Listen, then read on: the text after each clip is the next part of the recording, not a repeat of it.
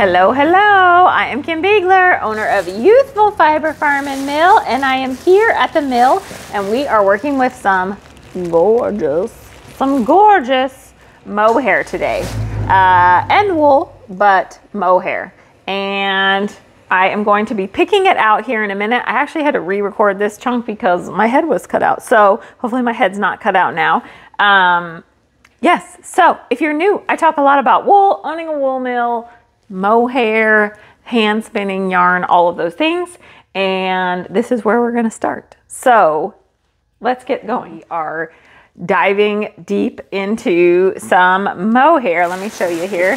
So I have got some mohair here, 100% mohair, that I am going to be picking out and then blending with just a smidge of wool. So I'm gonna start the machine up while I talk. I forgot to say where I am. I'm in Halsey, Oregon, and I own a wool mill, and I talk a lot about wool, hand spinning, knitting, lots of fiber art type stuff. And we're in the mill. I'm gonna be picking this, which is the act of just opening up the fiber so that when it goes to the next machine in the mill, it's ready to go. So let's start this up. And this is for Fiber Club, this month's Fiber Club.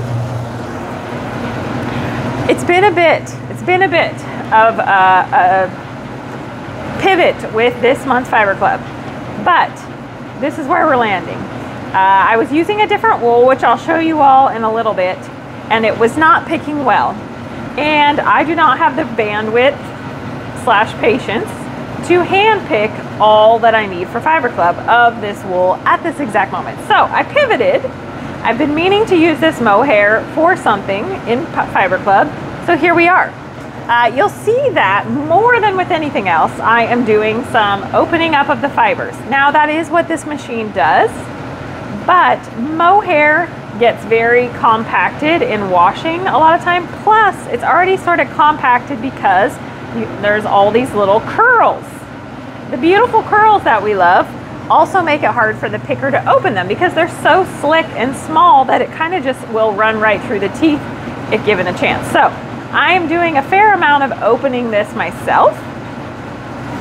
If you were at home, you'd probably be doing the same thing with your fingers, just pulling things open so that you can do whatever with it from there. It also gives me a chance to kind of toss anything I don't like, or if I see bits that are too short, whatever.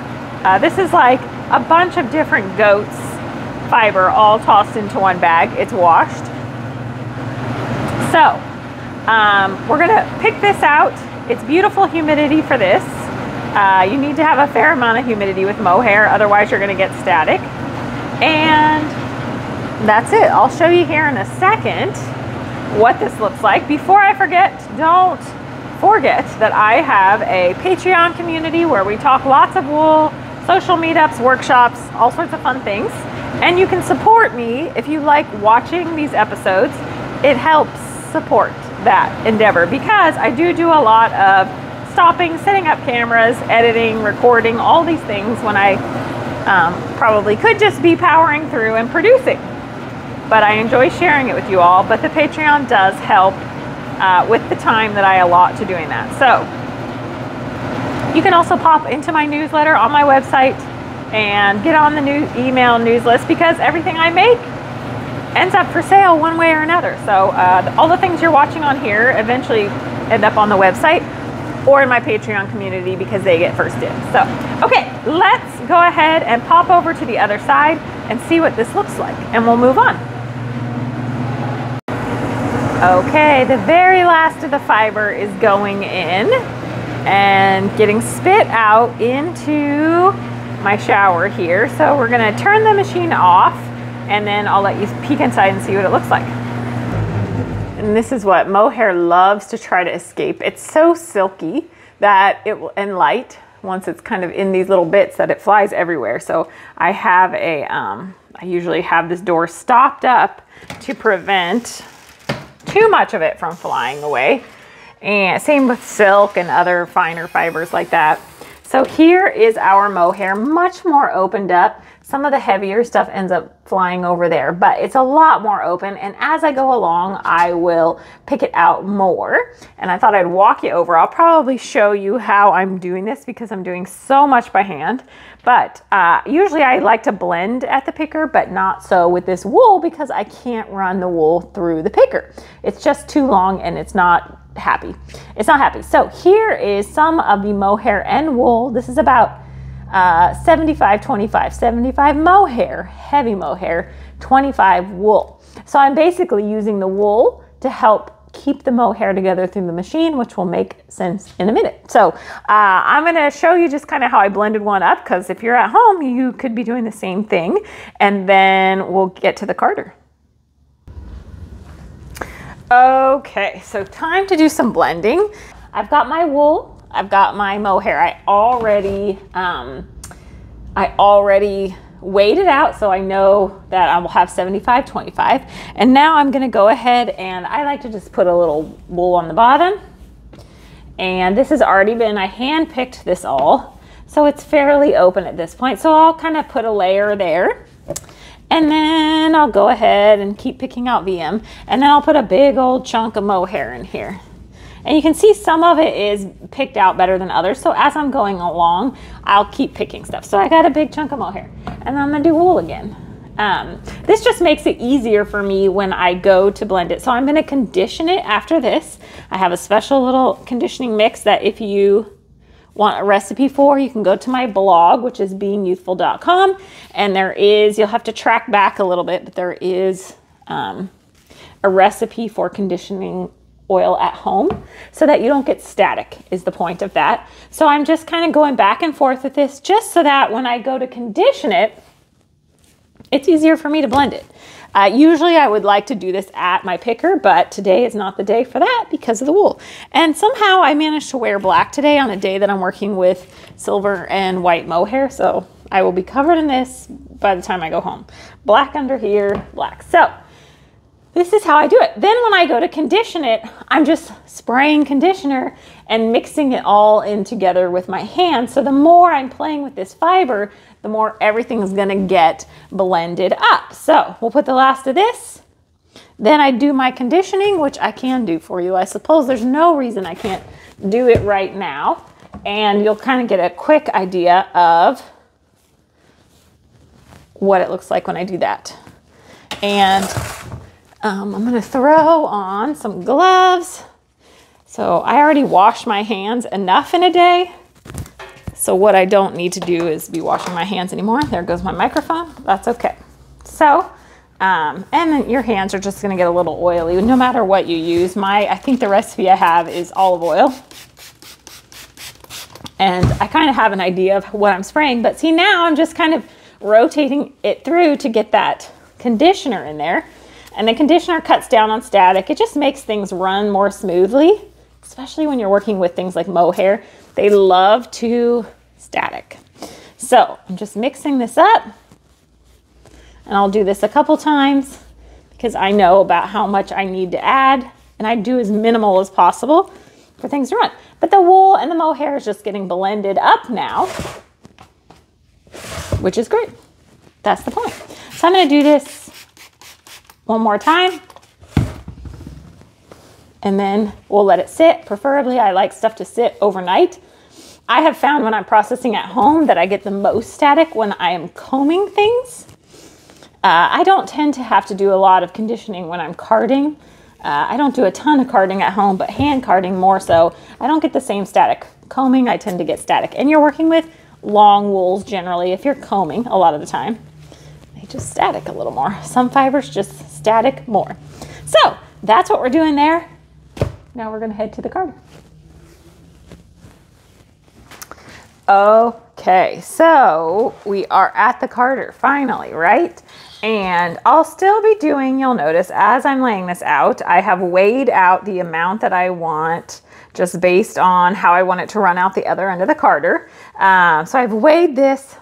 So in between these blue lines, if you're new, that's how I do it, so that I get a nice even roving, as even as I can. It's a little bit more difficult with mohair, but as even as I can, because that makes it easier for hand spinners. And if I were spinning yarn on equipment like I used to do, it would make for the beginning stages of a more even yarn or once the machine is spinning it. So I'm just going through, I'm opening this up, kind of make it, I'm trying to like have the wool, not perfect, but just so that it will blend well. So the wool, because it is scaly and a little bit coarser than the mohair, the wool is going to help this stay together coming out the other end.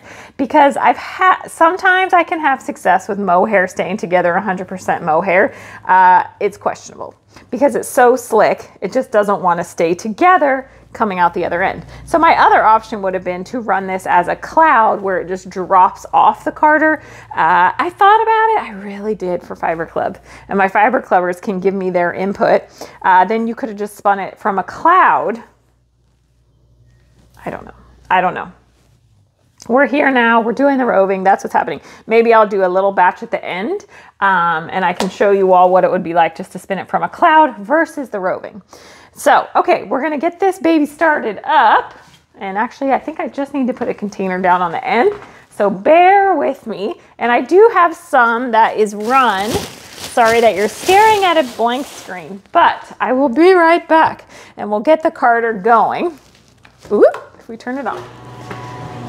So, and in the meantime, I'm gonna start up the next batch. So I'm behind you weighing out the fiber I want for the next batch, kind of trying to make sure there's enough wool in there again. And then I'll start this going again. It's running really well. And as I tend to do whenever I'm doing any product, I'll give it just a quick spin myself so that I can make sure it's gonna be a good product. I don't wanna send cruddy product out the door. So let's go ahead and take a peek in the machine there. Carding. And let's go see what's happening on the other end. Hopefully good things. So here it is. Let me scroll in a little bit and let you guys see. It is really, oh my gosh, the luster on it is gonna be unreal. And it's holding together beautifully. I have a little loss coming off the carder, but it's not too bad. And a smidge of static that I'll have to keep an eye on, but all in all, it's running really well. And we'll go take some of this over and spin it so you can see it once it's becoming yarn.